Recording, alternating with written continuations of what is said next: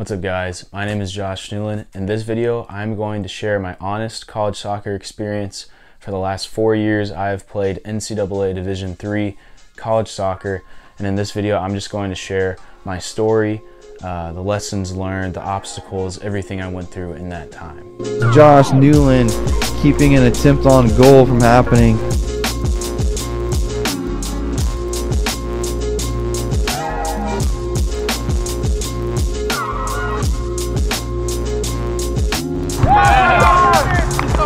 All right, boys.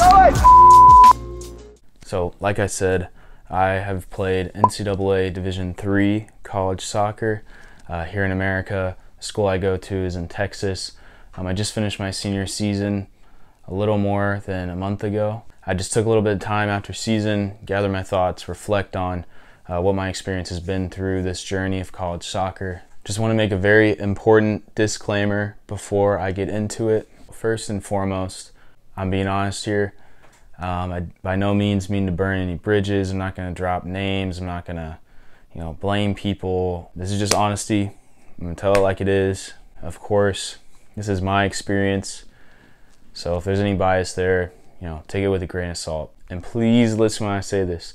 This is my college soccer experience. Everyone has a different experience. Also, this doesn't just necessarily reflect the whole school or the whole team I played for, let alone, especially not, all of the NCAA or Division III, college athletics, college soccer as a whole. I can't reflect all of that just in my own journey, my own experience. With that said, I'm going to share my story, just go through just briefly, how I got recruited, freshman year, sophomore year, junior year, and then senior year. Senior year isn't up for me, but this senior season. After that, I'll kind of go through the overall themes throughout these 4 years, these 4 seasons of my college soccer experience, and then share what I think are the most important lessons I've taken away from this. So first of all, just starting out with my college soccer story. Obviously, getting recruited, a big part of it. Not going to explain all of that right now, just what you need to know. But if you want to see a full video where I talk about my whole recruiting story, the link will be up here. Basically, played for a high school and club, very mediocre, to be honest, to put it plainly. Just reached out to a lot of coaches. The school I go to, the coach I reached out to was the most consistent replying back. I have family close by to the school, nice campus, went on a visit. I knew a lot of things going into before I came here, not a great record, culture needed to be changed, but I knew that ahead of time. D3, I didn't get a scholarship because that's how NCAA Division III works, but beforehand, basically told I have a spot in the team. So that was 2019, spring of 2019 when I graduated high school. Then August 2019, I show up, freshman year starts. I was in my mind thinking I'm going to come in, I'm going to be a fullback, and within 2 weeks or so of practice, of training, my position was changed to center back. So as a freshman, change of center back, still not uncomfortable. I had experience there in high school and club. So made that change. For the first quarter, third of the season or so, I didn't get a ton of minutes. I was, almost regularly a sub in, 30 minutes or so playing center back. I would say out of my 4 years, my freshman year, we probably had the least talented overall team. And that is the main reason I got a lot of minutes and a lot of starts, especially second half of the season. I was not a great center back by any means. I don't think I was ready for that. Always kind of just not wanting to make a mistake, not wanting to get blamed, because I wasn't used to the team yet. I wasn't used to the guys. I didn't know how to handle that pressure. So I wasn't going out there with confidence, really, to be honest. It was frustrating. The team as a whole, culture wasn't great. We ended my freshman season in the fall. We were 3-15-1, 3 wins, 15 losses, 1 draw. And then after the season, just feeling like defensive and stuff, some comments from my teammates and like blame, just frustrated by that. Then going into our off season, it really showed how our team culture was. I knew going into it that the culture wasn't great, that needed to change, that, our team was, on the verge. We could have had record gone a lot differently. I knew a lot of that going into my freshman year, but still when you actually see that, having that expectation, like this is college soccer, this is legit. Everyone's gonna be hard workers. Everything's gonna be stepped up a level. And then when you see that, throughout the season, obviously everyone has to be at practice. But then you see once the season's over, you know, probably 90% of the guys, of not really having a passion for the game, not wanting to do the things that are needed to be successful, go to the gym, go on runs, go train together.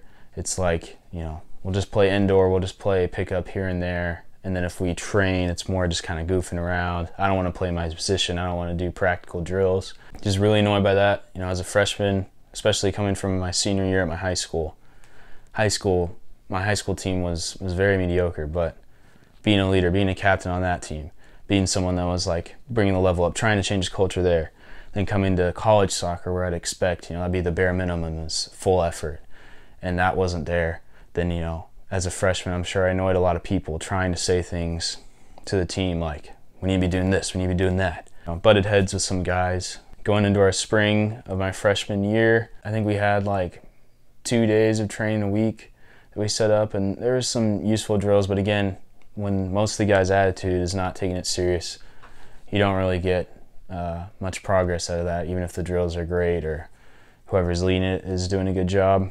We normally have a spring season in college, you know, a few weeks, practice scrimmages and stuff, but obviously that's when the pandemic hit and messed some of that stuff up for us. So on my spring break, I remember getting an email, I got to go back, get all my stuff, move out. That threw a wrench in a lot, and I think right before that was when I was finally like settling in to the school, to living on my own, being far away from home, making good friends, having a good time.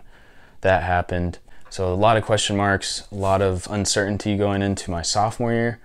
That fall, you know, I made a video calling out, you know, when we learned our season was canceled and there hadn't been a plan yet for a season. We didn't know if we were going to play in 2020 or 2021. So in that fall, we were very, very blessed to be able to come back to school in person. And not only that, we got to train 3 or 4 times a week that whole fall. So we didn't have a season, we didn't play other teams, but it was really, really good, honestly, for us as a team to build that culture. Very competitive, very, very good fall, I thought. And then the spring of 2021, we did get to have our season. It was only 8 games. We only played teams in our conference. There's still, you know, rules going on in that. Basically that whole school year, we were training all together. So we had high expectations for ourselves, and we ended up going 0-8. I mean, almost every game was tight, was neck and neck.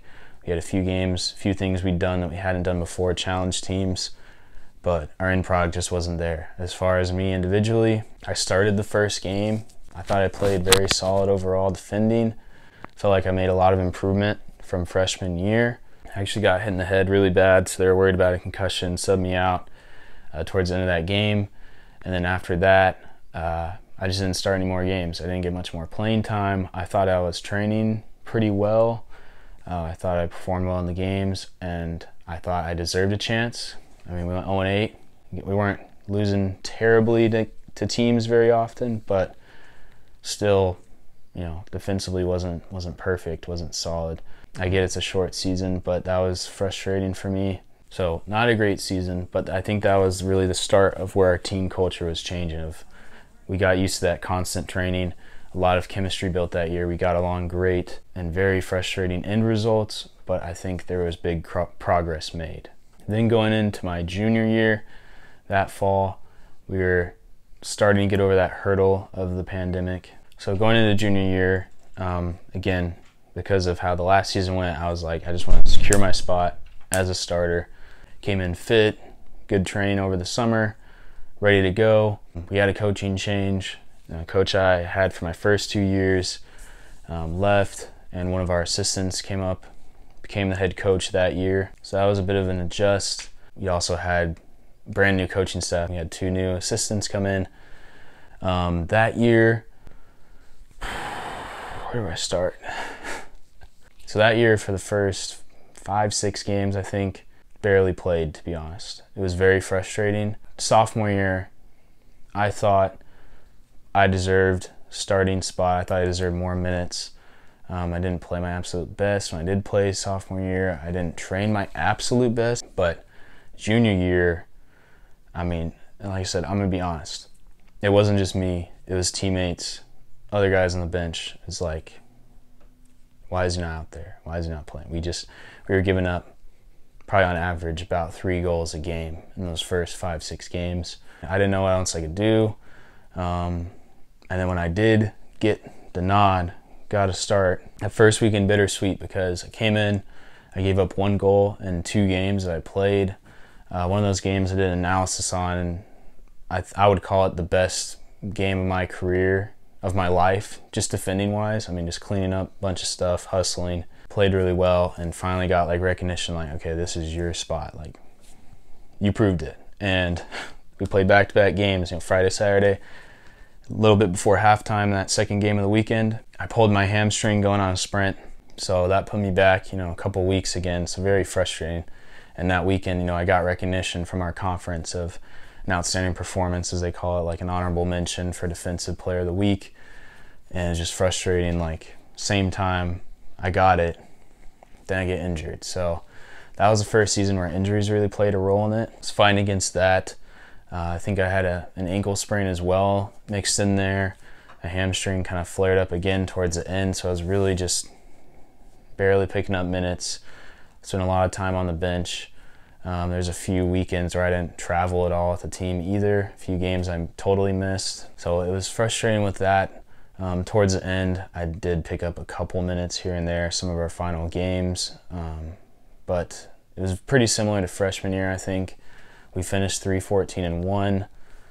A lot of games that should have went our way, but we just couldn't make it happen. There was also team culture, I think was not great, at least in the season. It was actually very poor. Drama, immaturity, some of it coming from the top down of certain people we had hired in coaching.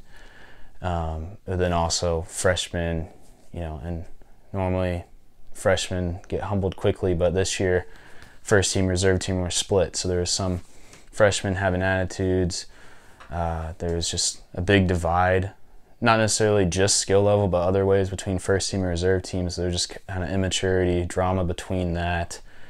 A certain coach was just making that way worse, adding to that. But also, like, our coach that year, it felt like the extent of our practice was kind of just go out there, do your thing. There wasn't a playing style or system kind of implemented. It was more just, once we already knew we weren't playing good, then we also got that it's got to be better. So there was very severe lack of real coaching, of system set in place, expectations set in place. My first 2 years, again, not the best, but I felt like there's more of that kind of system style, or at least certain points of like, I want you guys to do this. And then junior year, it felt more of just like, if it wasn't good, we were told it wasn't good and it needed to be better. Now going to the off season, again, I think this is where we did make progress with our culture, with our training. Sophomore year, stepping up as more and more of a leader. Junior year, like, okay, solid leader on the team. No recognition for that. My sophomore and junior year, we didn't have captains on the team, but that spring, I remember just like, I'm just gonna set up training 4 days a week, Monday through Thursday, same time, about an hour and a half's time or so. Wasn't great, wasn't perfect. I mean, we probably averaged about 8 guys out of our almost 30 that showed up regularly, but it was a start because we'd never done anything like that before, of player-led off-season training that was 4 days a week, that was consistent, that was solid. So I think that was a good start to push that in the right way. I just wanted to make that like the expectation for years going forward, is to build off that, of what I started, of what we started doing. We had our spring season, practices, scrimmages, a little bit different than fall because you're mostly just focusing on like getting more technical, of speed, agility, some of that. It was all right. We played well in a scrimmage, but the other team wasn't great. Then going into my senior year, my senior season, it's kind of a shock, surprise. In the middle of the summer, our coach left. We also, other 2 assistants, one of them was pushed out before season was over in the fall. Another one was also kind of pushed out of the program. So we had no coaching staff. And that was a month and a half or so before we were going back to school, before we were going to start preseason. So kind of a scramble, find head coach, and then hopefully find assistants too. And our coach now came from high school, but very successful high school coach, coaching high school girls. So a bit of skepticism on that part of it. He was the guy that our school chose to go with. He came in, just had a solid idea. That was the first time where it was like, this is how we're going to play. Like, no matter what, we're going to play this way. Possession-based, which I love that. Possession-based, simple, number of passes, decision-making, committing to going forward, just addressing a lot of our previous mistakes or previous things we didn't do well in other seasons. Honestly, out of all the 4 years, that was the biggest learning curve. Even being a senior, adjusted to the level, the speed of play, but trying to adjust that style of play now as well. So came into senior year feeling good, feeling fit.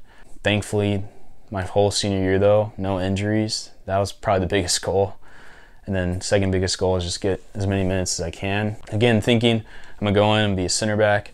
Our coach really wanted to play 3 in the back, which is what we almost always did. Because of that, being more of a true center back, we also, the center back I'd played again or alongside with the last couple of years. I mean, he's one of the best players I've ever played with. So he was going to be that middle of the 3. And the other 2 guys are more fullbacks, whereas I'm still kind of center back. Because seeing that, recognizing that, coach wanted to use me as a utility player, which is what I was my senior year. I mean, I played every position except the 6, CDM and keeper. So I played center back, left back, left mid, right mid, attacking mid, forward. I scrounged up a lot of minutes, different positions. I didn't start a ton of games, but was one of, the subs off the bench. First half, second half, almost every game. It was a big learning curve because adjusting to the new system and style, which I've always wanted to play, I've tried to play, but then when it's actually being carried out and enforced, and then also all the position changes is just, I hadn't played forward for like over 10 years. So it was a big adjustment. I take it as a big compliment that at this level, I could go out there and started a few games as forward, made some chances, all different kinds of positions, but also sometimes a bit frustrating because I wanted a little bit more out of myself, or I wanted to prove I was a starter instead of, good enough to fill in, to have minutes at every position, but I wanted to prove like I'm good enough to start above somebody at any position. As far as the team, I think our culture is overall quite good. Again, more progress with that, more chemistry, getting along. And again, it helped with our playing styles. We had to play together. We couldn't, just have one guy try and be the star, try and do everything. So our record this year improved a little bit. We finished 4-10-2. Slight improvement record-wise, but again, most of the progress was the playing style, was trying to break habits, trying to make new good habits. And obviously, first year with a coach, especially when they have a certain program they're trying to put in place and not just like damage control, it's not going to go perfect. It's not going to be ideal. We finished 6th out of 9th, which is the highest finish we've had since I've been here. We were challenging for a spot to make the conference tournament for most of the season, which again, we haven't done since I've been here. But the progress seen in the 4 years, regardless of record, is crazy. I mean, it feels like a 180 with the team culture, with the training, the seriousness, the level of play, the expectations, the coaching. So that is basically my story. I know this is going to be a long video, guys, but again, I just want to put this all out there for you guys, one spot. Now, as far as just kind of overall things that I think were consistent throughout each year, when you look back, I had 3 different head coaches in 4 years. Now, that is something that's not necessarily totally unusual among college soccer, especially at the D3 level, and especially if you're not a great D3 program, there are a lot of coaching changes. So that's not just something I've dealt with, but it is specific to my school as well. I mean, that's always hard. It's very hard to have a winning, successful thing when there's constant change, and even just mentally as a player, it's kind of unsettling. If you feel like, okay, I've earned my spot, I've earned their respect, and then you got to do it again the next year because it's a different coach, or again the next year. But that's what happens. A lot of coaches just want to go to a certain school, put it on their resume, and get out of there. They don't want to really commit to it, settle in and say, this is how we're going to do it, and I'm here to stay. That's fairly rare. As sad as that is to say, it's fairly rare college soccer. Again, playing time, huge factor. I've noticed at my school, that is the #1 factor of why guys quit. It's just playing time, just the minutes they get, if they start or not. It's the #1 factor. And I think a lot of other schools is similar. It's unfortunate that there's politics and things in this, but it's just like a lot of things in life. That's how it works. And as a player, again, sometimes you just gotta keep that in your mind. Just prove that you deserve the spot, that you deserve the minutes. And sometimes you're gonna have to push beyond some of that extra stuff that It shouldn't be in the first place, but there's corruption, there's politics, there's stubborn coaches, there's things like that happen. Also injuries, thankfully only really 1 season out of my 4 affected that, but still just you see the discipline in taking care of yourself, the little things, it all adds up, and injuries are definitely the worst way to mess up a season for you. And then team culture is just such an important thing. This is why I said it's specific to my school. I can't really speak to the team culture of any other team. A lot of times you don't really know until you get there. Like I said, freshman year, I had an idea, Thankfully the coach was fairly honest with me, but there's also a lot of schools, a lot of players show up somewhere and get shocked by, a lot of times disappointed by how the team culture is, by how serious it's taken, by the commitment, by the players, and that depends on where you go. And like I said, sometimes it's just hard to know before you get there.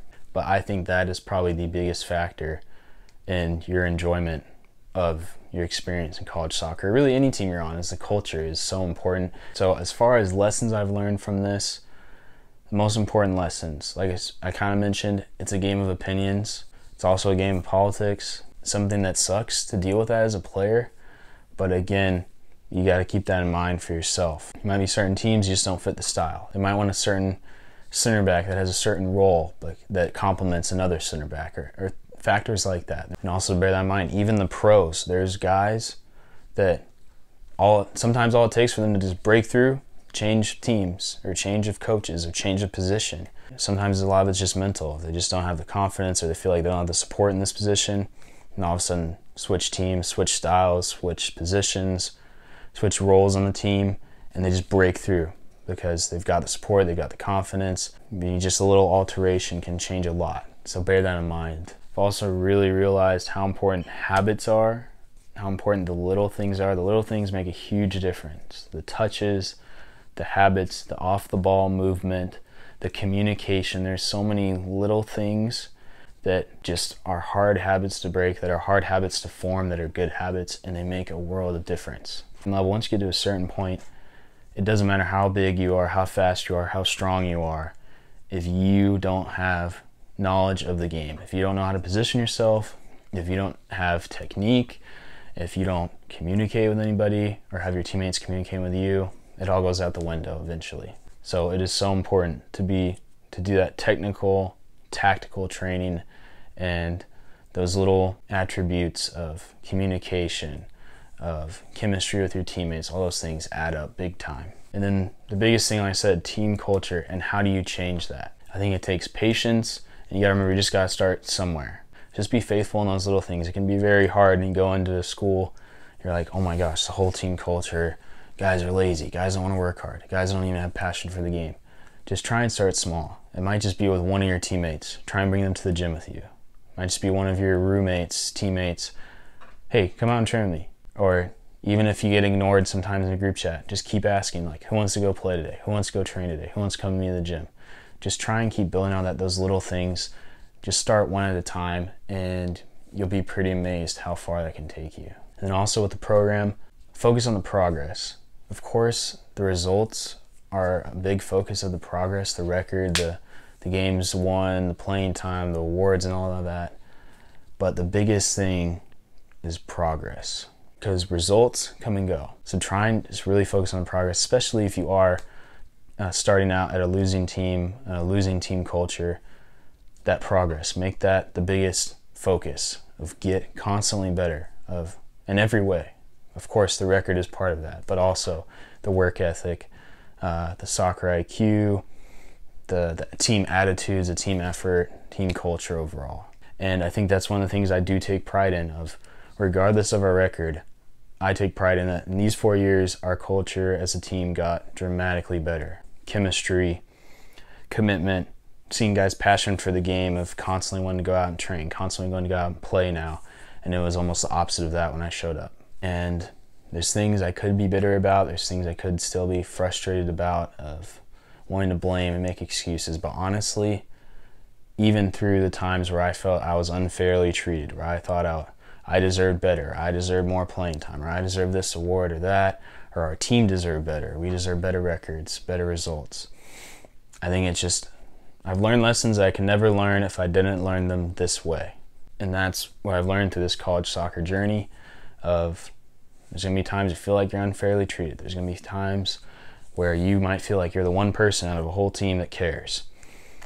And you can't let that just make you mad all the time. You can't just let that negative, F this team, I'm better, I should go somewhere else, I deserve this. You've got to just realize, where can I start? Where can I make this better? Where can I sacrifice for my teammates? Where can I help my teammates out and not do it in a condescending way? And that's very hard. That takes being the bigger person. That takes humility. That takes sacrifice. And a lot of times you're not going to get thank yous for it. Dude, sometimes you might be met with hostility, with ungratefulness from people when you're just trying to help. But you got to try and look past that. You've got to try and just do it because you care. And keep that in mind and use that part of your attitude. I'm calling this out. I'm saying this because I care. Not because negative. Not because you guys suck. Not because you're lazy and I'm better. Because I care. Because I know we can do better. I'm grateful for what I've learned. In the moment, wasn't grateful. And most of the time you never realize it till you look back. Till it's all over. If you're in the moment dealing with these things, try and remember that. What can I learn from this? Give it my all. Again, try and prove a coach wrong if I'm not getting minutes, of course. Try and turn this team around, try and have a better record, but also remember, I'm learning something more important than just what our record is, what my playing time is, if I start or not. There's something more important here to be learned. So I'm grateful.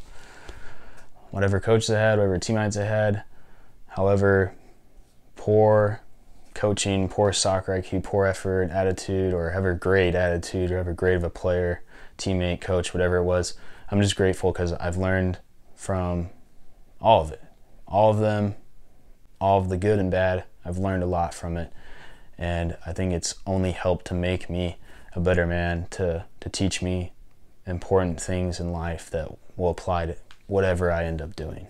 So this has been probably my longest video ever, but I hope you guys have got some kind of value from this. I just wanted to share my personal experience, my personal story. Everyone has a different one, and I think they're all worth hearing, worth listening to. I just want to be honest with you guys, share the straight up biggest things, biggest takeaways.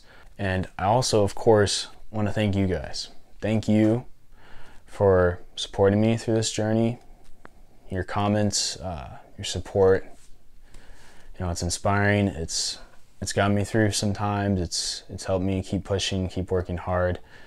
And obviously all this is going on, whether there's a camera here, whether I was telling you or not, but I'm thankful that I can share it with you and that you guys do find value in it. So thank you as well. So that all said, thank you guys for watching. Thank you for your support. It's been a crazy 4 years, 4 seasons, ups and downs, lessons learned, wins, losses, all of that, but I'm grateful for it. And I hope you guys can just take at least something of value away from this, learn something from me. So I hope you enjoyed. God bless you, and I'll see you in the next one.